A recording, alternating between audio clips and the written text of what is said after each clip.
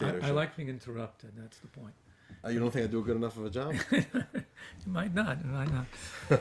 All right. Well, good evening, everybody, and good evening to all of our regular Tanya crew, our Monday Tanya crew, and all of those who are either joining us back again or even have first time joining the Tanya class. But today we're doing something extra special, and we're so glad that you're all here. I am right now in Atlanta, Georgia. You don't have to be jealous. The weather's not too great here, and but we're trying to make some trouble here together for the new Tanya project. But today's Monday, so we have a Tanya class. I see. So you had no choice but I got roped into this. You got schlepped in. So what we're going to be doing is, instead of learning our regular It Tanya doesn't class, look right. You're wearing a jacket. I'm not wearing a jacket. That doesn't look good. I don't know what people might think over here. I'm trying to keep a certain. Yeah. You know, I That's don't have much to show for myself. So they don't have to see my blue jeans, but they can see. Okay, that looks. Yeah. So what we're going to be doing is we're going to be talking about Tanya, and hopefully keep things fun and interesting. And if there's any questions, number one, feel free to jump in. Also, feel free to leave any questions in the chat box, and I'm going to be looking at the chat box. And on that note, let's begin. So, what do you want to talk about, Tzvi? We were talking about Tanya, and you said it's a good book. What's exciting about Tanya? I guess that's the first question. So the Jewish library has so many books. And if somebody wants to learn anything in Judaism, and like from any era, from any country, from any first name, from any last name, there's more or less the entire range of whatever you want to read about. But for some reason, the Tanya just has a very special appeal and such a name to it. So I guess it's a multifaceted question. What's so special about Tanya? How did Tanya create such a fundamental shift? What is that fundamental shift? And why is Tanya a book worth learning, even above any other book in Judaism? I have to talk personally. Yeah, I guess that's the best way to go. Because if I talk as the expert, I'm faking it. But personally, I'm an expert on that. On personally, so You're saying we're only experts on ourselves at the Yes. end of the day. yeah. So from my approach, how I started learning Tanya, whatever. So I'm coming from the Pacific Northwest, specifically Vancouver, and from an era that was, I talk about now being confusing. Then it was very, very confusing era, especially for. Not to date yourself, but like what years are we talking about? We're talking in the early 1970s. So Vancouver's still full of all the American draft dodgers, and not the baseball dodger, draft dodgers, right? And so there's a lot of political turmoil. Everybody's political activists, and it's shifting towards meditation and spirituality and so on, those things. And so as a teenager already, I was very involved in much of this, in yoga and reading David Soren's the types of Eastern mysticism. So I'm coming through Vancouver. All the gurus would come to Vancouver. All sorts of different ideas they were exposed to, dabbled in, read through, met these people talking and so on. So it was a world of all sorts of conflicting ideas and radical ideas and ancient ideas, so much of this. And in the midst of all this, you're trying to determine, well, which way do I go? Like these people are saying one extreme, these people are going to another extreme. Like, which way do you move? Where's the guide to life? How are you supposed to do things? And so it's within that background. There's too much to say of how it happens. But within that, in my second year as a music major at the University of British Columbia, that I'm first exposed to Tanya. So your second year majoring music, you're a music major. Yeah, music composition. I was writing like string quartets and things like that. So. Wow. So we're going from string quartets, and you discover Tanya. Yeah, well, it goes much more than that, but Tanya was one of the things I'm exposed to. So if you've read things like Lao Tzu, and you've read Bhagavad Gita and the Vedas, and you're reading this guru and that guru, and at the same time you're exposed to things like the Rosicrucians or these, and then from other people, they're all talking about the French existentialists, and these people are talking about Hermann Hesse, and these people, it's from all over the place. So a huge confusion, like what is exactly I'm supposed to do? I remember the first time I got hold of a Kitzur Shulchan Aruch, and I turned to the page where it tells you how to tie your shoelaces. What's a Kitzur Shulchan Aruch? Okay,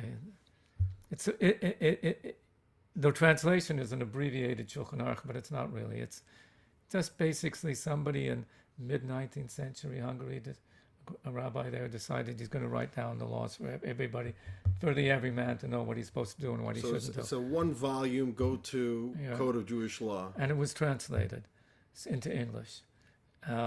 So I just pick it up, I open it, and it says how to tie your shoelaces. You tie the left laces before the right shoelaces. And it sounds ridiculous, but for me, it was like a glass of cold water on a hot day. Finally, I know which shoe to tie. You see, that was the existential question. Somebody has something, some guidance here, what you're supposed to do. Everything was, is this good or is it not good? There's three opinions. There's it's not good, it's that there is good, and that there is no good and bad.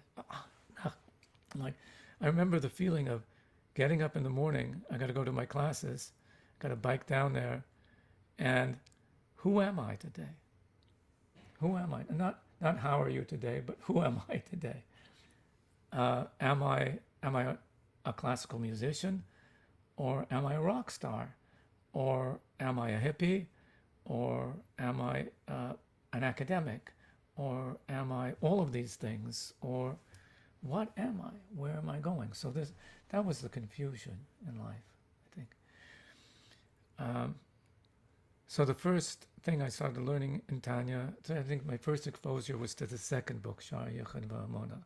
So that's the book that we did not learn yet. Yes. Actually, a few of us sat together and we learned some part of that Tanya together. The second book of Tanya, which is the more theological part of Tanya. Yes, somebody here accused me of not being religious. I was very religious. I just didn't know what I was supposed to do about it. You're saying you were born religious, you just had no clue what that religion is. And I knew we were Jewish, but I didn't know what Jewish meant. When somebody told me that Jewish people don't turn on lights on Shabbos, so I imagined these people sitting in the dark the whole day long. That's all I knew. I know that being Jewish means that you only eat kosher chickens inside the house. But when you go out, it's different. You eat salami sandwiches, and especially corned beef. That's the most Jewish thing to do. Yeah, outside the house it doesn't have to be. Because that's what I thought. Nobody told me otherwise. So this is Pacific Northwest Judaism, right? I remember the school was 1,200 kids. I knew of one other Jewish kid in the school besides my sister. So it's confusion. So when it got to Shar Yichud V'Amuna, it's talking about what is the world really. It's more about what is reality than theology, what is cosmology. So I'm going through it, I'm listening to this, and this is like way beyond anything else that I've read or learned. Nobody has gone into such detail in this and made it so explicit and clear. This is both so enlightening and so intelligent. So that was really a mind shifter, a mind blower, mind shifter. When I started looking at the world as an entirely different place. Changed what is reality for me. It wasn't this, the Maya that the Hindus talk about, that it's all an illusion. No, it's not an all illusion, it's real, but it's not really real. You got to learn it, right? There's levels of how real something is and what is real. What is it really? That everything is energy. And so On the one hand, it's ancient wisdom. On the other hand, it's really a modern book.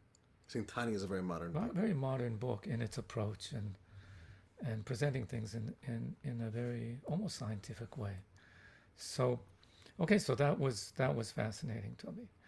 And to get to the actual first book of Tanya was very conflicting.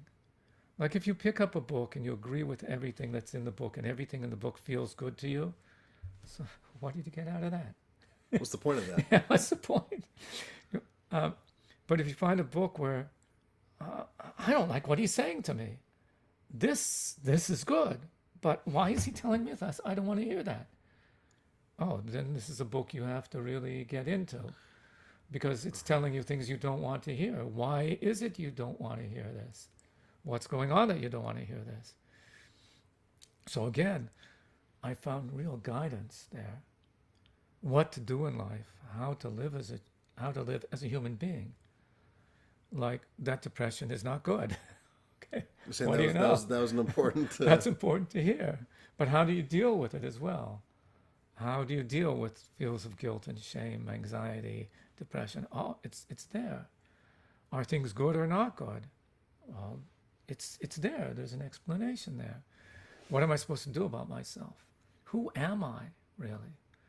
So one day you feel you're an animal, and one day you feel you're some spiritual being of some sort. Who is me? So to be told, well, actually, Tzvi, there's not just one of you. Where's the other one? He's right there inside. That's the problem. There is no one. There is no one Tzvi Freeman. Yeah. So I started realizing, okay, if I have an issue, a problem I have to deal with, the answer must be somewhere in this book. So the chapters that resonated with me, I memorized. And the chapters that didn't resonate, I couldn't memorize. Those are among them are the chapters we're trying to translate now. That's why it's taking us so long. Huh? Yeah. Huh. Wow. So it really is, in many ways, a modern book. It was written. This always hits me strong. He was writing at the time of the French Revolution, which is an amazing thing. So Rabbi Shneur Zalman, the Alter Rebbe, is authoring Tanya at the exact same time that in the France, world. Yeah, the world is turning upside down at that point. So Europe, Western Europe in particular, but so he's in Eastern Europe, but still affected. It is a steam cooker, pressure steam cooker, and now it starts to explode. And Poland just went under Russia, and Russia is trying to become a Western nation at that time. So we're talking about a time when everything is about the middleman. Not the middleman, the man on the street. The regular man. Empowering the man on the street. That's the talk of the time. That all of a sudden these peons, the farmers, merchants, all those people, the people who are not landowners, all of a sudden become persons of import who can decide what they're going to do with their life. And here, at the same time, he's writing a book, which is a book for the everyman. In other words, it's not all about being a tzaddik, being that enlightened individual. No, you're the guy who's struggling in the dirt with your own ego, instincts, the earthiness of your character, of your persona. And you're struggling. And this book is for you. And what does it say? The struggle is good. The struggle is good. That God has delight from your struggle. Just being in there and resisting. Yes, that's good. So that to me is very empowering.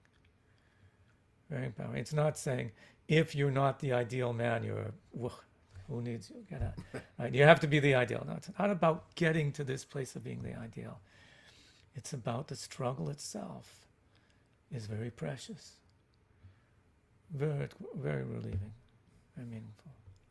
So that's amazing. So one of the biggest appeals on one of the biggest anchors you're saying in your growth in Yiddishkeit and in the beginning of your journey is Tanya.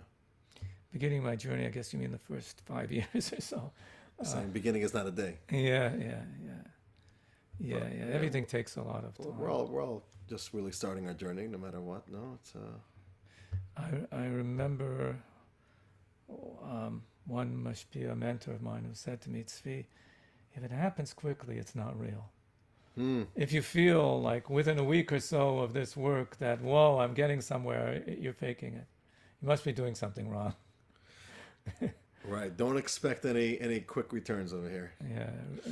But what you said before is something which I think is a struggle in learning Tanya. You said that certain chapters were uncomfortable to read. Yeah. So we all could intuitively understand that. If you pick up a book and you agree with everything, what's the point of reading it? Right? Okay. But on the other hand, it's a challenge when you start learning Tanya, and there could be one of two problems. Either it's some ideas make you extremely uncomfortable, and that's one reason why a lot of people say maybe this is not a book for me. Or it could be it just sometimes feels so deep, so elusive. Maybe it's hard to find the meaning, and at some point they just say, this is meant to be such a meaningful book. Everybody says so meaningful, but I'm learning it, and I'm not connecting with any meaning over here. I think it's a general question, generally with Torah, with everything in Torah, is a Jew has a very different relationship with Torah than somebody who's just picked a book off the shelf. Because you're talking about a book that we've been married to for 3,500 years. Right? So there's a difference between having a conversation with your first date, so on, or with somebody you've been married to for 50 years, 100 years. 3,300 years is a long time. It's 3,348 years or something like that. I don't know. It's a long time. And it's a long time. So it's no longer about, do I like you or not? After 50 years of marriage, there's no longer, do I like you? There's a commitment over here. We're bonded together. So now you can have real arguments. You can say, well, I don't like what you're saying. Well, too bad you're married to me. So that's what we do with Torah, right? The Torah is saying this. We can say, it doesn't make me feel comfortable. I don't know about that. Well, what are you going to do about it? The Torah says this. It's your Torah. Well, I'm going to have to understand it deeply. I have to understand two things. I have to understand what is it saying. And I have to understand why is it bothering me. But I have to be honest. I can't say, oh yeah, if the Torah says that, that's it, and that's it. I can't do that. I have to get to the bottom of this. We have to resolve these conflicts somehow. So some marriage therapy with Torah type. So you got to be committed to Torah. Yeah. And you can't shirk away from the uncomfortabilities, from this tension. Yes, it makes it very You have difficult. to embrace it head on. It's not like you paid $2,000 to go to this retreat, and I'm trying to get whatever I can, and after the 2 weeks, I'm out of here. This is you're stuck on a desert island together for your lifetime. That's what it's about. So that forces you to go deeper, both into the Torah and into yourself. And it's a lifetime experience. One of the things somebody told me is that he said, think of Tanya as a commentary on your life. It's really about you and about your life and things going on in your life. So after a while, I recognize he's wrong. It's not really true. And it's the wrong way of going. It's egocentric way of going about it. My life is a commentary on Tanya. The things I go through in life are in order that I can understand Torah in general. But the anchor book for me is Tanya. So if any experience I had in life, it must be that this will help me understand better what's going on over here. And you look at it like that. There's the Tanya over here, and there's a commentary on the bottom, and there's my life, which is a subtext, a commentary on what's going on there. So our lives help us understand Torah. Well, yeah, what's life about? Life is about understanding Torah. So you go through things in life so you'll be better be able to understand. But there's nothing in a Jew's life that's outside of learning Torah. That's what a Jew is about. It's about learning Torah. Every moment of every moment of your life, you are supposed to be learning Torah. When you go in the way, when you're sitting in your home, when you're rising up, and when you're going to bed, every moment, even when you're sleeping in your bed, it's about that. So it must be that everything in life, there's some lesson there. And I'll best be able to understand the lesson if I look in the books and see what is the lesson, how is it helping me to understand this. I think that's what it is. Well, The world is your classroom. Think of it that way. Did anybody put any questions we're supposed to answer? so let's look at if we have any questions. We have a few. Okay, we got here a message. What a treat to have you speaking together. Reminds me of the expression, it takes two to Tanya. Oh, no. Come on.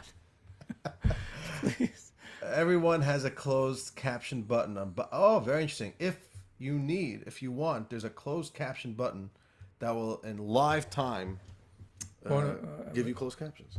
I don't know if it works. Well, try it. Subtitles. Let us know if it works. Let us know if it works. Okay, Leah, you got a question? I do. Go for it, Leah. Okay. So what makes the Tanya book that the two of you are authoring What makes together? it? One, You broke off. what makes the Tanya book that the two of you are working on a book that I should buy as opposed to other Tanya books on the market? What But makes you shouldn't buy it because you can't buy it, and you shouldn't buy something you can't buy. It's not for sale yet. It's not But for sale yet. It's there online. You can go to where do they go to? It goes to Chabad.org/my Tanya. it's my Tanya or your Tanya. It's your Could be Tanya. both. Oh, it's both. Okay, my Tanya or your I think Tanya. my Tanya is the official link. And But, and somewhere on the page there is a link to the actual Tanya that's online, and so on. no, but what was Leah? I think Leah's question, if I'm understanding it correctly, is what makes it unique? Why is it unique? Why in 2025 do we have to work on a new English, like you have here, the original bilingual Tanya on the shelf? Okay, so the first time I got hold of that bilingual Tanya, I started reading and I realized the English is more difficult than the Hebrew. You're saying it's not simple. That you're not translating from a language. It's not a language issue so much. It's the context of the language. There's a language called Yiddish. There's a language called Aramaic. There's a language called Hebrew. This is none of them. It's yeshivish. It's the way you write for somebody who has been studying Torah for many years. See, it's written very scholarly. Scholarly. So this was written for the, say, merchant Jew of the time, who, when he wasn't doing business, he was learning Torah, and so he was very fluent in Talmud, in Tanakh, in the Hebrew Bible, and in Halacha, and quite likely in a lot of Kabbalah as well. So he was fluent in these things, and so the book's written in a language for him to understand. So you can't just translate the words. You have to fill in all the context that your reader is missing. So instead of translating words or even sentences, we're saying, if the author was living in 2025 and writing exactly the same things for our current audience, how would he write it then? Well, it's very dangerous for us to do that, so we try to stay very close to his original text in many ways. But if he's making assumptions of knowledge and we can't make those assumptions with our readers, we'll fill that in not at the bottom of the page, but into the text itself. For example, if he starts a quotation from something in the Talmud and he doesn't finish it off, well, you need the whole thing. But he just assumes, of course you know what I'm talking about. No, so we'll fill all that in. And connectors and so on. When you were reading at that time, you would be used to reading a long sentence. And you knew how to sing it, because that's how you learn Talmud. You sing it. You know how to punctuate it. You read, and you would read it out loud, and you read it again and again until, I know how to say this right. Well, we can't do that. We read in short sentences. So we have to make shortened sentences, and we have to determine what is the object and what is the subject and all those things. So we're making it much more readable, which, to tell you the truth, presents many dangers, hazards. The biggest hazard is somebody might just read through it. So I can read it and sit down, and they'll come back and tell us, "Oh yeah, I read through it." I read through the whole time. You're last night in bed. No, we don't want that. Okay. So we're also writing. We don't call it a commentary, but a guide, and we're putting it out at the bottom of the page, so purposely so that you could skip it if you want. But when you see there's something here I'm not getting, you can look down at the bottom page of the page and get it. Yeah, I think though the ultimate goal is that it should open up the Tanya to as wide of an audience as possible, the English speaking audience. Yeah, make it accessibility is basically Right. it. So it's a very different experience than reading any of the current translations. We're also putting in charts and diagrams so visually that will help you as well, making it as aesthetically pleasing as possible as well. So basically, it's been a very closed book for many people, even people who have spent time learning in yeshiva. It's become, for many of them, a closed book. But the author himself expressed that he wants people to make this as accessible as possible. So we're trying to fulfill that, and it takes really a lot of work. It takes a lot of work. I don't know if you saw the Haggadah that we put out. First, I made my own Haggadah, and then with Chabad.org. Chabad.org Haggadah. Right, and so the translation there is again in the same sort of style. We're just opening it up and putting it in the language that you speak. So we're trying to do as much as possible, say ninth grade English, and written in a way that people speak, not using words that people don't commonly use. Because even if you know what that word means, but we don't want your mind occupied with trying to understand the words and trying to put the sentences together. We want your mind occupied with understanding the ideas we're communicating. So we'll only use a Latin sort of word when it's really needed. What's your favorite Latin word? Favorite Latin? English is full of these Latin words. You know, you can. Even et cetera, they say, is they're trying to move it, pull it out of the modern, out of the like. What's et cetera? Words. Yeah. All right, Tzvi. So here's what I want to ask. Oh, Joel, go ahead. I enjoy your conversation very much. It seems to me, and I, as a very neophyte, that what it's trying to tell me is how I can get closer to God, the different ways that I can get closer to God. And doing that, I seem to automatically compare, not that I'm trying even, my own life, to the book. And sometimes it's very hard because I don't understand every single concept, but it seems to me to be a book that's trying to help me to be a more godly person and understand my religion better and understand my relationship with God better. I don't know if that's the right way to look at it or not, but that's what I got from it. When I was coming to Tanya, the hardest thing for me was to put aside my comparisons. Oh, this is just like, and start thinking in very different terms. And somebody pointed out to me that really every chapter is counterintuitive. Every chapter is taking something that the world thinks one way and saying, no, it's the opposite, turning it upside down. So that's what struck me when you said about getting closer to God. We did all the work on chapter 4. It's an utterly amazing chapter, because chapter 4 tells you you don't have to get closer to God. You're holding Him in your hands. You are there now. At the time that you were doing a mitzvah, at the time that you were learning Torah, and it could be all day long and all night long, you are there now. So it's not that, you're getting closer or you're getting closer. At each point, you can be right there and that there's no possibility we can be any closer. Is it And which is helping? really how he starts off the book by saying it's all about kikara v'lecha adavar ma'ed. It's Is it very then, close to you. You're is there. it, is it then trying to help me understand the concept that I am there, that Yeah. the To things open your that eyes and see you're there already. I see. Okay. So that's radically different. You can see it in many ways. That's radically different. Okay. And yes, there is still a journey. There's still, you can be working, but as you are, like I said, struggling with yourself, the struggle itself is closeness to God.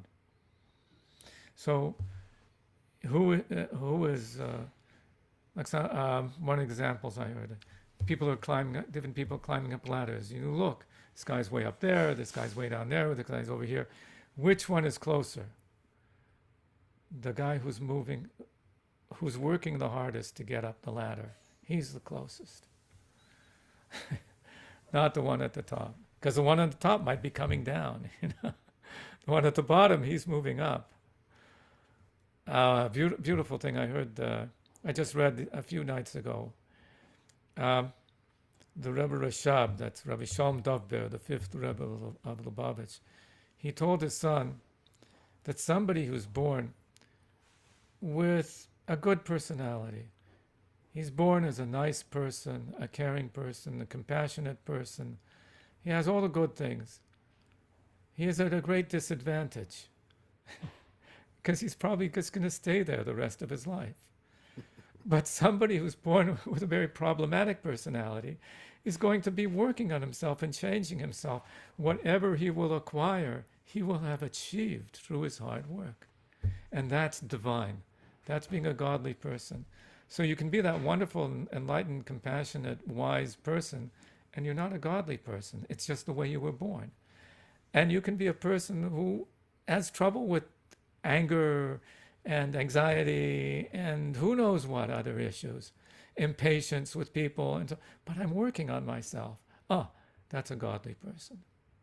So it's not about where you are, it's about where you're heading and the process today. Yeah, yeah. Oh, somebody has his hand up over there. Marshall, go ahead. Yeah. You got to unmute though. Can't hear you, Marshall. No, still can't hear you. Just press the space bar.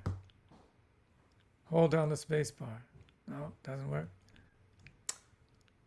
Okay, well, Well, Marshall, can you unmute we'll him? get back to you. You can unmute him. Do him the See over favor. here. No, don't worry. We're gonna get back to him. Oh, okay. Well, no, we're not gonna. You got it, Marshall? There you go. I think you can. I think you can unmute everybody at the same time, You and can't then let it unmute one speak. person. All right. Right, So, I think, so yeah. while Marshall is, don't worry, Marshall. As soon as you're ready, just let us know. But here's an interesting question: do you think Tanya gave birth to modern psychology? And this is interesting. I just want to mention that today it's like somewhat of like a popular thing to say that there's so much modern psychology in Tanya, and you were saying like stop trying to compare. But it's people are always saying that. I asked that question, right? Because the warrior to warrior or warrior to warrior Right, we did a JLI course, class, right. right? A lot of the JLI classes deal with Tanya as a book, as passages, and where I never knew what the Tanya was, but when I took that class, I said to Rabbi above that it's like so modern psychology, kind of. I mean, it actually gave accommodations to people who are in that field. So I'm just curious.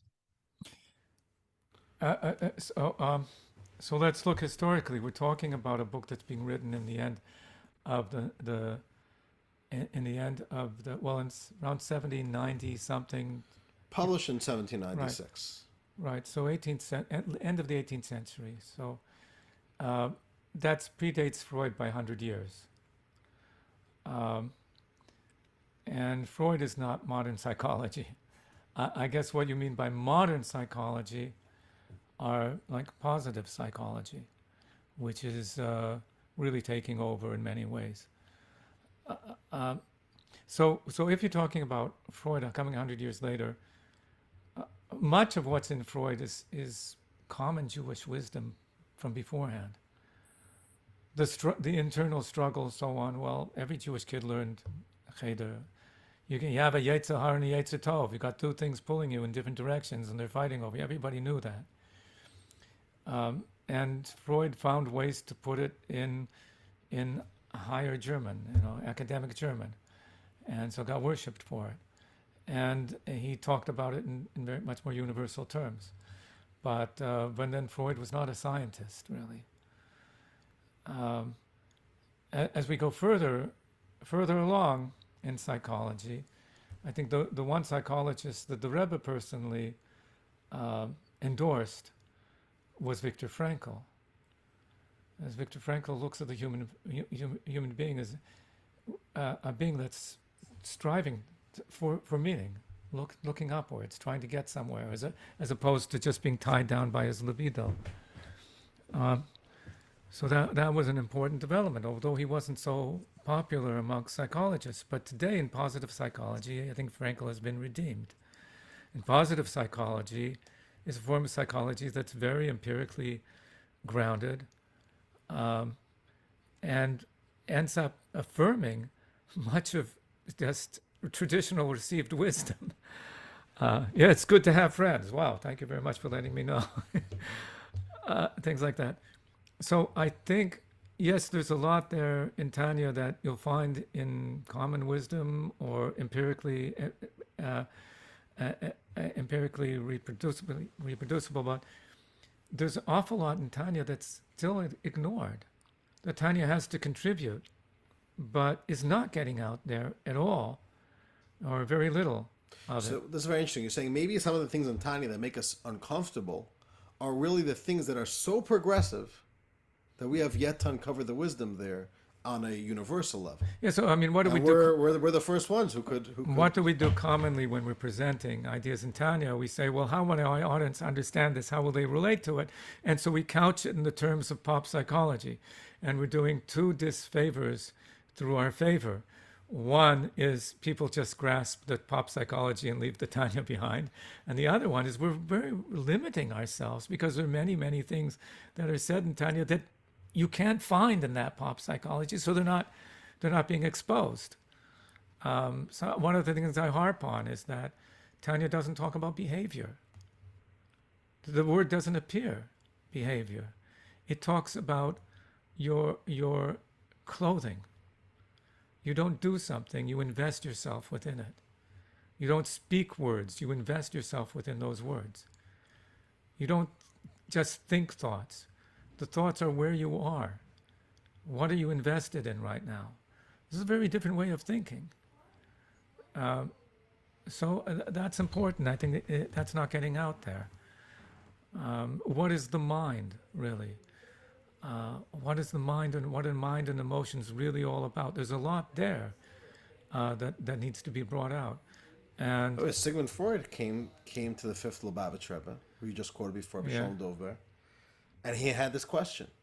He was trying to understand the unique approach of Hasidus to the relationship of mind and yeah, heart. he asks, what is exactly this discipline of yours that you're teaching? He says it's to connect the mind to the emotions. And Freud says, well, it's a very long distance between the mind and how can you possibly connect the two? For Freud, that was like, that's impossible. Sounds absurd. And this is in his earlier years, in Freud's earlier years, at the turn of the century talking. And so Rabbi Shab says, well, first of all, Hasidim are especially made for this, he said. But he said, if you can't make a direct connection, you can set up telephone wires, as was new at the time, telegraph or telephone wires between them so they can communicate with one another. But there was that was for Freud, it was astounding. Somebody's trying to connect the mind to the heart. But that's what Tanya is all about. How do you connect mind and heart so that they work together as one? So there is a lot there that needs to be exposed, and I think that psychologists would benefit an awful lot from a real proper study and not trying to fit it into these molds that we You're keep. saying this is not a Jewish version of psychology. This is a true Torah-rich text with tremendous depth of mysticism, but not mysticism that takes you somewhere out there, but that grounds you very deeply into your life, and we have so much still to uncover. The truths of Tanya, you say, Yeah, on a universal level. many things. Like now, today there's some research into what well, mind chatter, the mind chatter, and there's been for quite a while, about 100 years, a study of the intersect between language and intelligence, language and thinking. But that's become much more crucial to us today with these large language models. So, but there's a rich literature here in Tanya and extended by the later Rebbes afterwards, discussing the place of language in thought and distinguishing between verbal thinking and just intelligence itself. So there's a huge amount there. And again, it hasn't been mined. It hasn't been exposed. And maybe by making this English version, maybe some of this will get out there. It'll be another step forward. Yeah. Let me ask you a question, Tzvi. So, I'm wondering how you're going to answer this type of question. There is, let's say, somebody listening to this, or maybe if we even put this up online, they're going to listen to it. They're going to say, you know what, this sounds really, really fascinating, but I'm just a simple guy. I'm just doing my thing. I work a 9-to-5 job. I'm busy. I don't know. So yeah, Tanya talks about a lot of fascinating things. Why is it important for me to make learning Tanya a priority? Well, first I'd say quit the 9-to-5 job. Get a Quit job it? you can work from home. Because it's nice to work at home. Today, 9 the- to 5. You got to work remote. Okay, but anyway, so everything in Torah can be learned on multiple levels. Right? The Rambam Maimonides says this about the book of Job. He says just the way it's written is that a simple person can read it and says, "Oh yeah, that was good. I learned something from that." Just reading simple. Another person who's a little deeper is going to read it and say, wait, there's something interesting going on over here besides what you saw. You didn't get it at all, I'm telling you. And somebody else will come along and tell that guy, you think you know what's going on, I'll tell you what's going on. Then he'll go deeper and deeper the discussion. You can keep on going deeper and deeper into this discussion between these 5 individuals. And each time you'll find a whole different world. So Torah is multi-layered, and each layer is true. That's what's speaking to you. If that's as deep as your mind can dig, then that's what's speaking to you. As long as you are digging as deep as you can dig. What you shouldn't do is just a superficial reading. But for what one person is superficial, for another person, that's as deep as I can go. Right, but I'm saying in general, the book of Tanya. Why is the book of Tanya so important? So there's the first thing to know that you are essentially a divine being. And what that means, that there's something inside you that resonates with the divine, just knows what it is. And at the same time, there's something of you that's just a living organism that just wants to survive. And how do you survive? By doing those things that feel good. And now these two are in conflict, and they don't need to be in conflict, but they are in conflict. So I think to anybody, it's such a relief to find that out, as opposed to being told, well, you've got an ego and you've got a superego and you've got a... No, that's not helping me. That's just like taking a mud stew and stirring the mud and the stew together even better. It's not helping you. But here to be told that if you can just awaken that divine soul and get the animal of you in tune with that divine soul, then everything else is smooth sailing. There's only one thing you have to do: awaken that divine spark inside you. Just one thing, and everything else is about that one thing. So your life now becomes very focused. It's much simpler, and this is it. So I remember I heard from an older Hungarian Jew who grew up in Hungary before the war, and now he was at the time that I met him, he was a great-grandfather. And he told me that when he was a young man, as a teenager in Hungary, he went to yeshiva there. Every morning, half an hour, they had to learn Tanya. And we're not Hasidim, but they had to learn Tanya every morning, half an hour. Why? Because the Rosh Yeshiva told them, without Tanya, you can't be a Jew. Without Tanya, you can't. That's what he Can't told be him. a Jew. That's what he told. I didn't say that. He said that. You can't. You can't.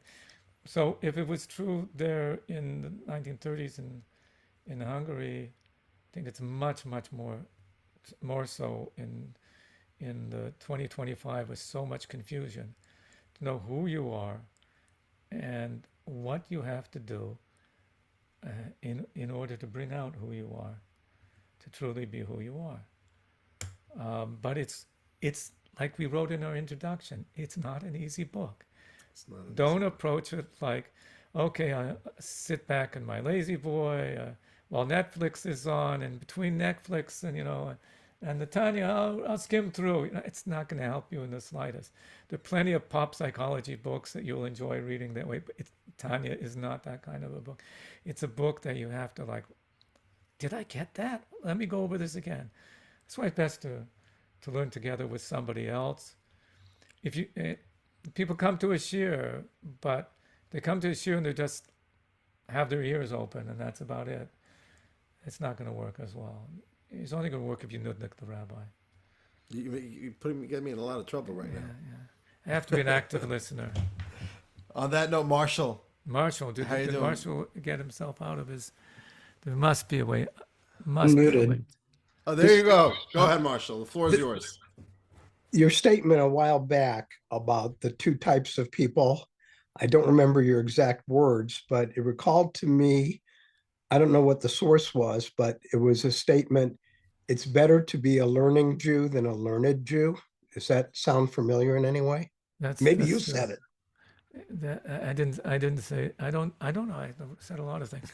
A learning Jew, right?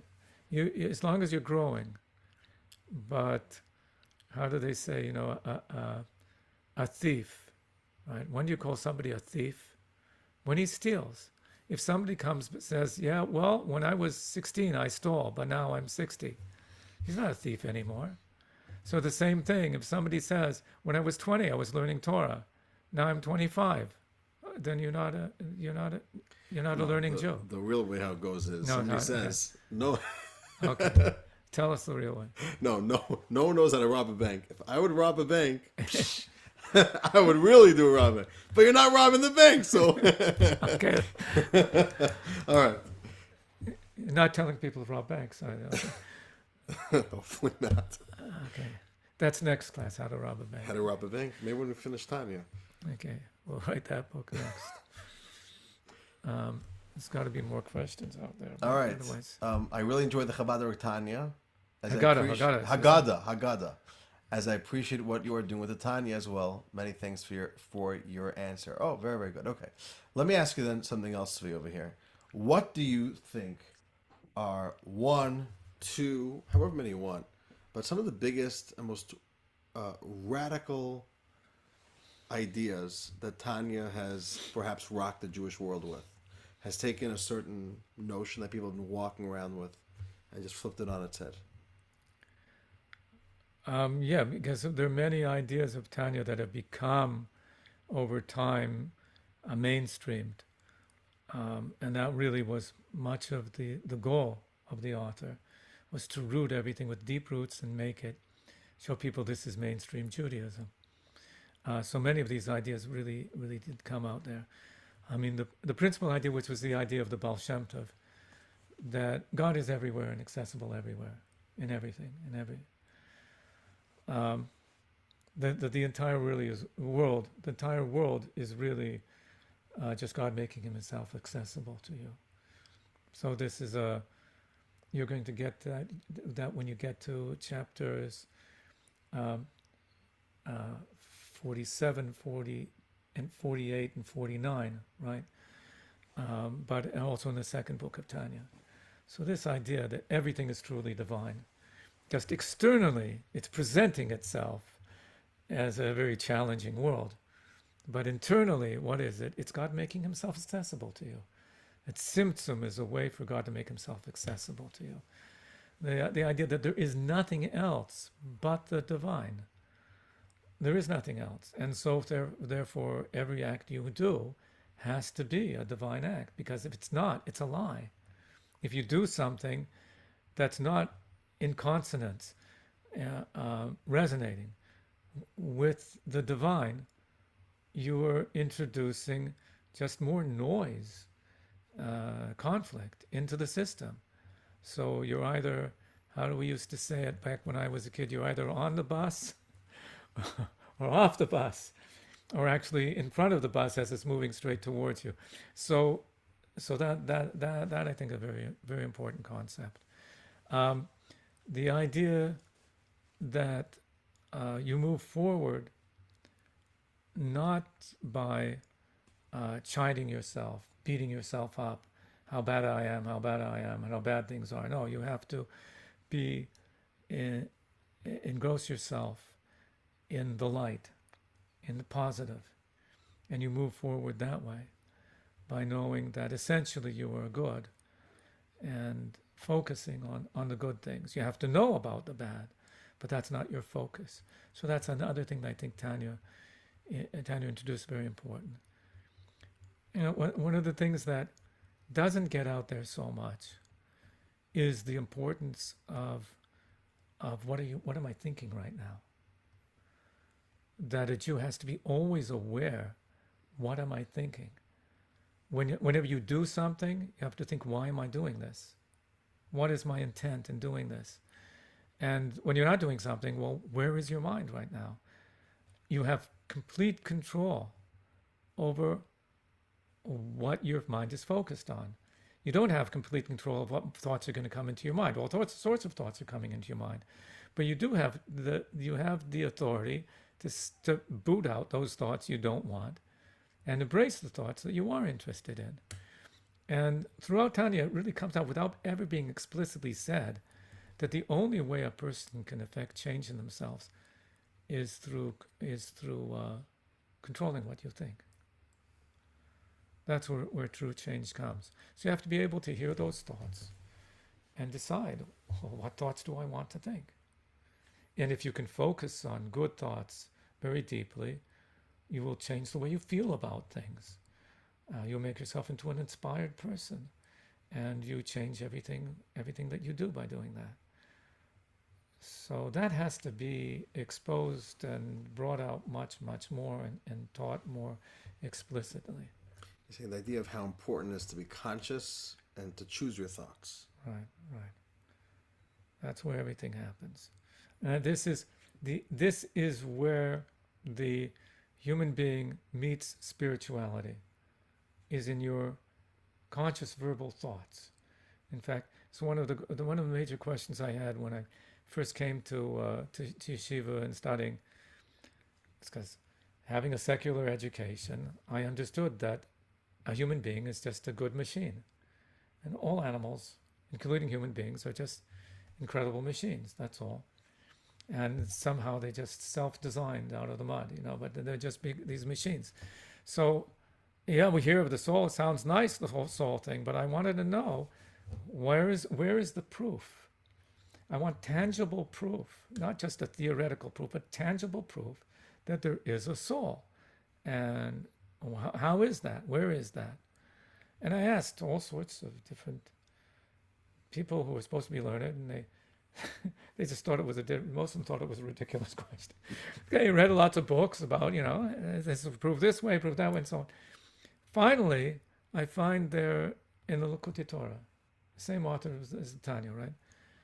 And he talks about the thoughts in your mind, the verbal thoughts that you're hearing in your mind. And he says, this is a hochacha berura. This is the clear evidence that there's spirituality. Ruchnius hanefesh. You have a soul and there's something non-physical. That's where you are in direct contact with it.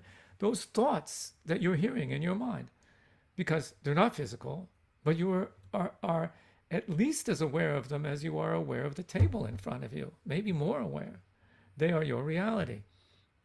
And then the reason I like it is because now I understand why there are people who say that they have no conscious thoughts. They'll tell you they never hear. If you ask them, do you hear words in your mind? What are you talking about? You think I'm insane? I hear voices in my brain. They don't mind what you're talking about. And invariably, those people turn out to be the very non-spiritual people. And it's easy to teach them that they are hearing those words in their mind and you're just scrubbing them out. It makes them uncomfortable. Is that what it is? Or they just think it's inappropriate, like just not what you're supposed to be doing? The why behind it, I don't know.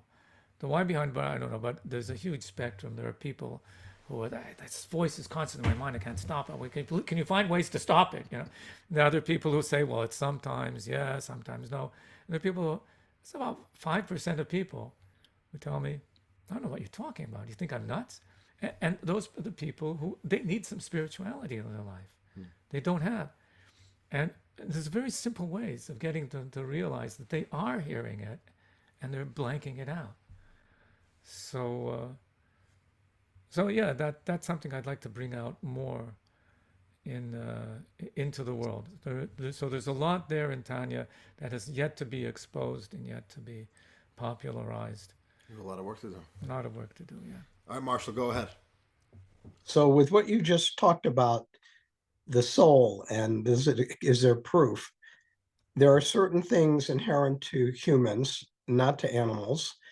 So the question is the ability to love a function of the soul? The ability to blink your eyes is a function of the soul. Okay. So the soul is just like the electricity of the body. There isn't such a sharp distinction between them. There is the basic soul of the human being, which is just that which is alive, the agency within the human being. And whatever is happening in that soul is happening in the body immediately, and whatever is happening in the body is happening in the soul. They're very connected. But we also have a divine soul which is, so to speak, injected into us. That's expressing itself again through that soul. So it also is going to be expressed in everything about you, but you have to search deeper for it and bring it out more. So do animals have souls? Yes. Do they have love? They have love on their level. I think everything in the world, every creation has love. Why? Because it's a creation of God. God has love, so everything he creates has some sort of love to it, just each on its own level. Each on its own level, just like God is a willful being, so therefore every creation is a willful being of its own. I would think that the animal, the pet who loves you, is acting on instinct and survival. By loving you, it's perpetuating its happiness and well-being. But absolutely, and that is the same with 99.9999% of human love as well. Most our love, we human beings are good to each other because that's a strategy for survival. It's good. It works. We are a more collaborative animal by far than any other, and collaboration involves making deep personal bonds. But what the divine soul can introduce into there is a type of altruistic love that's not just instinctual and not for any purpose, and far beyond that. But it's very rare that that's awakened. You know, Tzvi, it's 8:30, so Yeah. officially, we're done. And I usually stop when I'm done because best to quit while you're ahead. You never know when you're ahead. Should I ask you one last fun question? What did I eat for breakfast? No. I'm not going to answer one of those. Not a long one. So you have so most of your work is writing, but you have one project online, which is just a lot of fun, which I remember watching as a kid. Oh, okay. Kabbalah tunes. Before I read any of your articles, I watched your Kabbalah tunes. So I want you to share a little bit, if you're up to it, just a little bit about your Kabbalah tunes. Which you could go online, search for Kabbalah tunes, like cartoons. You can go to kabbalahtunes.com. Kabbalahtunes.com. Look at that. Yeah. I don't know if there's 2 B's or 1 B. I can't remember, but it's there. Yeah. So what was that project about, and how? What was that project about? Was can I explain deep ideas in Kabbalah and Hasidus to a 4-year-old in 1 minute? I like challenges. So that was the challenge. That was a challenge. It was a lot of fun, and there's at least 100 of them, maybe 101, and yeah, they're still valuable to watch. It's just that social media doesn't like cartoons. Really? So, yeah. Um, it's not the in vogue media right now, but it'll come back. It'll come back, and they'll still be there for anybody who wants. But you could watch Kabbalah tunes online, and they are just brilliantly done 60-second segments. Some are 2 minutes, some are 3 minutes, or even one that's 5 minutes. But They're yeah, all entertaining, they're all short, short, yeah. conveying a very deep idea. you have to and- watch it a few times and have a discussion about it. That's how it goes. All right, Tzvi. Well, I guess that's a wrap for tonight. That's we'll call it a wrap. Thank you Thank so you, much everybody. It's for- wonderful hearing from everybody and getting everybody's questions. Seeing you. This was truly a joy. Somebody wrote, what's that? Yeah, I should maybe do a tour of some sort. Oh do you no, think? past the No? past the era of tours now. I need my own band. So we have a suggestion here. They should publish all of your articles, all your Freeman files, in a book. That's quite a few articles. Yeah, Chabad think somebody wants me to think. Chabad think that series. Yeah, one day. But One I day? have to rewrite all of them because I disagree with all of them. Anything that I wrote more than 2 years ago, I disagree with. Very rare that I don't. So I have to go back and rewrite them all. So that's a problem. Thank you, everybody. It was wonderful to see everybody. Have a Hear the wonderful questions. evening, dear friends. Thank you. We will see you all soon.